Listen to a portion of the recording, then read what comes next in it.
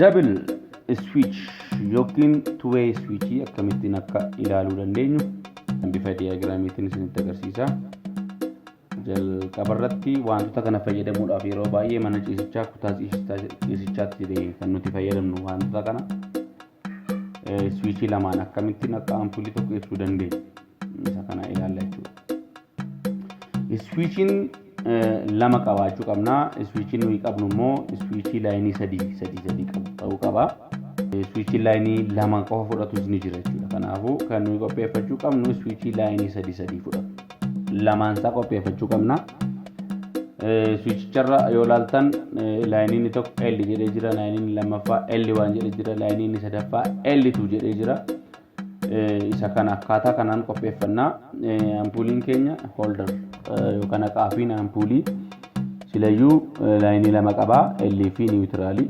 Akkasumas immoo paaworii keenyarraa kan nu dhufu yookaan madda ibsaa keenyarraa kan nu dhufu laayinii lama niwutiraalii feezii qabna.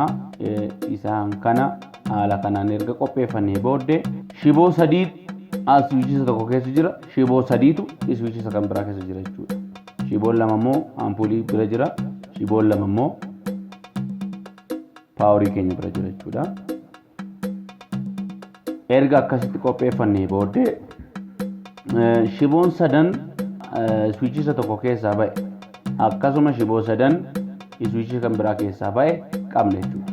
Halluudhaan yoo adda baafannee gaariidha. Anas irratti yeroo hojjedhu laayinii L diimaadhaan inni fudhadhee L diimaariin fudhadhee L1 fi L2 immoo wal fakkaataa yoo fayyadamne rakkoon qabu isaanii. Kanaafuu halluu cuquliisaan fudhadhee niwutiraal kan jedhu immoo gurraachaan fudhadhee bifa kanaan hojiitti fufna jechuudha.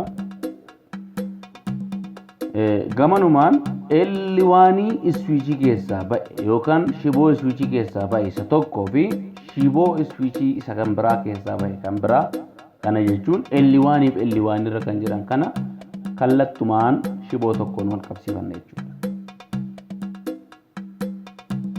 Akkuma kana L2 fi L2 keessaa kan ba'e shiboo kan biraa bifuma wal fakkaataa ta'een wal qabsiifanna jechuudha. Amma kan uufafe switchii tokko keessaa laayinii L tafe switchii kan biraa keessaa L tafe hojiin asitti.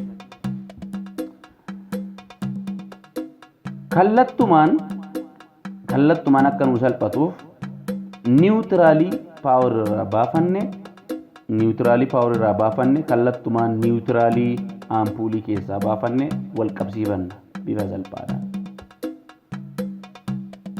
Erga wal qabsiifannee booddee feezii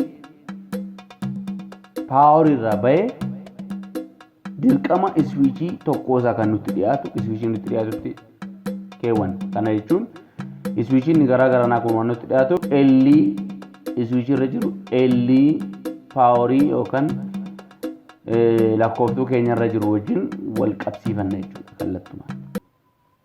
Amma kan lafaatti hafe L yookaan feezii ampuulii bira jiruu fi L switchii isa tokko bira jirutu lafatti hafe. Kanas kallattumaan wal qabsiifanna jechuudha. Bifa kanaan ampuulii takkaan switchii lama ampuulii tokko irratti bifa kanaan fayyadamuu dandeenya jechuudha. Bifa salphaa ta'e fayyadamuu dandeenya.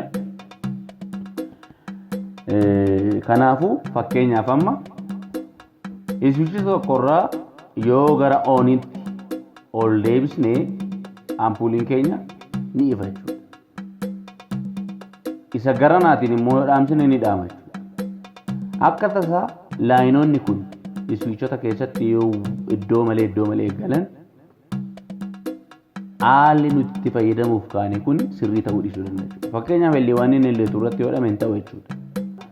Ampuulii irraan dhufee dirqama L irra galuu qaba.